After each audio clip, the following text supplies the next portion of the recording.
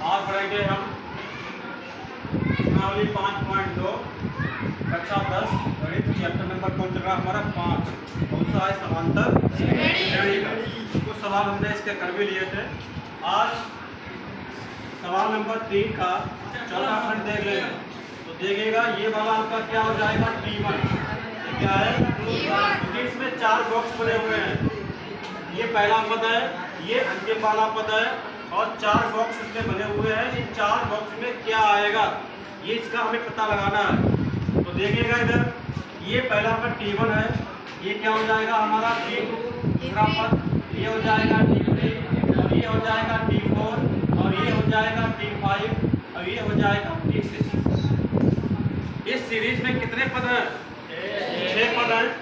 1 2 3 4 और 5। हमने आपको बताया था कि जो पहला वाला पद होता है उसी को ए बोलते हैं। इसका मतलब है कि इसका जो पहला पद है यानी प्रथम पद जो है वो ए का मान माइनस का 4 हो गया। यानी प्रथम पद को हम क्या कहते हैं? प्रथम पद हमारा ए होता है और इसकी वैल्यू हमें पता लग गई है कितनी है? ए का मान माइनस का 4 है। अब देखिएगा एक T6 भी दिया है। क्या दिया है? T6। तो T6 हम कैसे निकालते थे? हमने बताया था आपको a + 5b हो जाएगा। अगर यहाँ पर 6 निकाल रहे हैं इसका मतलब b के पास एक कम आएगा। क्यों कम आता है? सूत्र क्या होता है कि Tn बराबर a + n - 1 इंटू का d। ये तो होता है। यहाँ n क्या होती है? पदों की संख्या। a क्या होता है? हमारा प्रथम पद। n क्या होती है? पदों की संख्या। और d होता है हमारा सर्वांतर। तो ध्यान देंगे तो ए का मान तो हमने निकाल लिया। यहाँ पर ए का मान कितना है? ए का मान है माइनस का 4 और 5b और T6 कितना दिया है? T6 कितना दिया है सवाल में? ये 6 दिया है। कितना दिया है? 6 दिया है। तो इधर 6 रख देंगे तो -4 को इधर लेकर आओ। ये माइनस के 4 है, किसके हो जाएंगे? प्लस के। इधर बचेगा 5d। 6 और 4 कितने हो जाएंगे? 10। कितना हो जाएगा? 5d। तो d की वैल्यू हो जाएगी कि 5 गुणा में है, कहाँ पहुंच जाएंगे? भाग में। यानी 10/5। 5 × 5 5 गुणी कितने हो जाएंगे? 10। तो d का मान कितना हो जाएगा? 2 हो जाएगा। यानी हमने सर्वांतर भी निकाल लिया है। सर्वांतर भी इसका मतलब है हमारे पास जो प्रथम पद है a का मान माइनस का 4 और जो सर्वांतर है सर्वांतर क्या होता है? इसका d कितना आ गया हमारा? ये 2 आ गया। अब हम जो चाहें वो पद निकाल सकते हैं। तो T2 देखिए कैसे निकालेंगे। जब T2 निकालेंगे तो क्या हो जाएगा? a + 1d। एक घर रखते हैं यहाँ पर। तो a का मान माइनस का 4 और d का मान कितना आया है? 2। तो माइनस का 4 2 × 2 2 में से 4 जाएंगे तो माइनस का 2। इसका मतलब है कि यहाँ पर माइनस का 2 आएगा। T3 निकालो तो a + dd नहीं होगा। क्या हो जाएगा? a + 2d हो जाएगा। तो a का मान माइनस का 4 निकाल लिया हमने और d का मान कितना निकाला है? 2 निकाला है। तो माइनस का 4 2 दूनी 4 यानी कितना हो जाएगा? 0। इसका मतलब है यहाँ पर 0 भर देंगे। और T4 कैसे निकालेंगे? तो क्या हो जाएगा? a + bd। तो a का मान कितना है? माइनस का 4 और 2 का मान 3 और 2 का d का मान है 2। तो माइनस का 4 3 दूनी 6 यानी कितना आ जाएगा? 2। तो यहाँ कितना भर देंगे? 2। कहने का मतलब है अगर आपको d पता लग गया यानी सर्वांतर कितना आया है? यहाँ पर सर्वांतर 2 आया है। ध्यान दो सर, सर्वांतर अगर 2 आया है तो -4 में 2 जोड़ा कितना बचा? -2। अब -2 में 2 जोड़ देंगे तो 0। 0 में 2 जोड़ेंगे तो 2। 2 में फिर 2 जोड़ दें तो ये कितना हो जाएगा? 4। इसका मतलब अगर T5 निकालना चाहें तो a + 4d। j का मान -4 और d का मान है 2 -4 और 4 बनी हो जाएंगे 8। कितना हो जाएगा? 4। तो इस प्रकार से T2 कितना आ गया हमारा? -2। T3 कितना आ गया? 0। T4 कितना आ गया? 2। T5 कितना आ गया? 4 और T6 कितना है? 6। अगर आगे एक बॉक्स और भी बना होता तो बताइए कितना होता?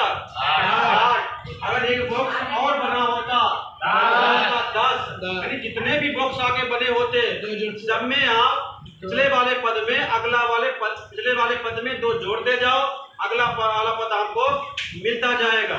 ठीक है, तो ये वाला इसमें 4 बॉक्स थे और चारों बॉक्स की वैल्यू हमें निकालनी थी, तो इस प्रकार से हमने चारों बॉक्स की वैल्यू निकाल ली। आज अब देखेंगे 3 का 5वां वाला।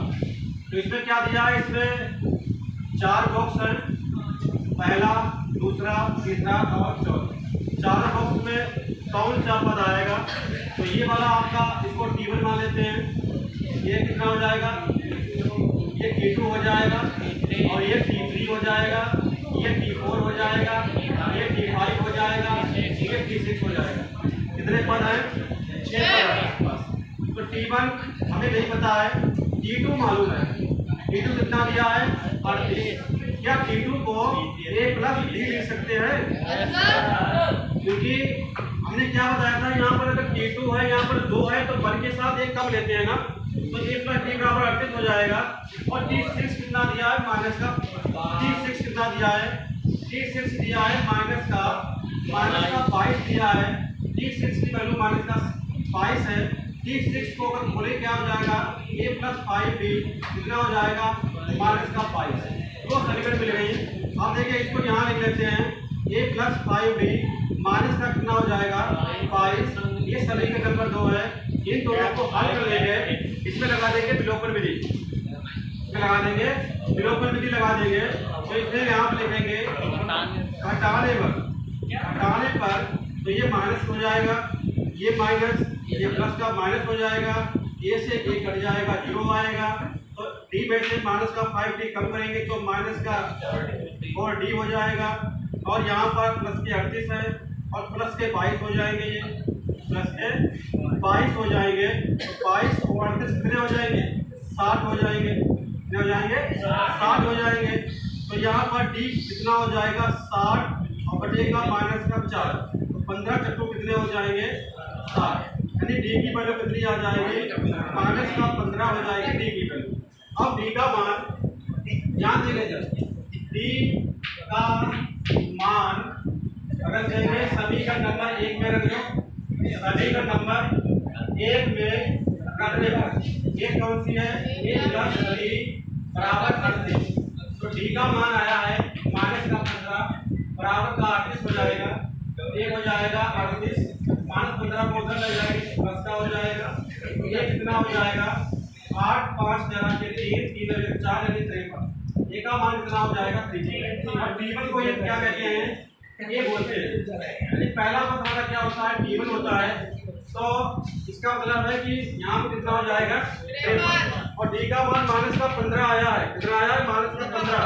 अब देखो 53 में से 15 कम कर दो 38 में से 15 कम कर दो कितने हो जाएंगे 23, कितने हो जाएंगे, इसका मतलब ये 23 आएगा।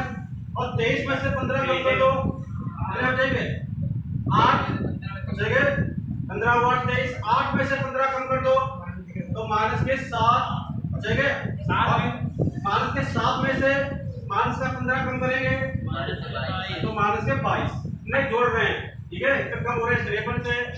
ये समान संख्या घट रही है 53 से, 15 कम किए 38, फिर कम किए 23, 15 23 में 15 कम किए 8 में 15 कम किए माइनस का 7, फिर माइनस का 15 कम कर देंगे कितना हो जाएगा, माइनस का 22 हो जाएगा, ठीक है, माइनस का 7 ही आएगा। 8 में से 15 कम करेंगे तो माइनस का 7 ही आएगा, ठीक है। तो इस प्रकार हमने केवल डी का मान निकाला, यानी ए का मान निकल जाए और बी का मान निकल जाए, यानी सर्वांतर पता लग गया। और सर्वांतर जब पता लग जाएगा तो हम एक पद में वही चीज या तो जोड़ने से मिलेगी ये श्रेणी या घटाने से मिलेगी, ठीक है।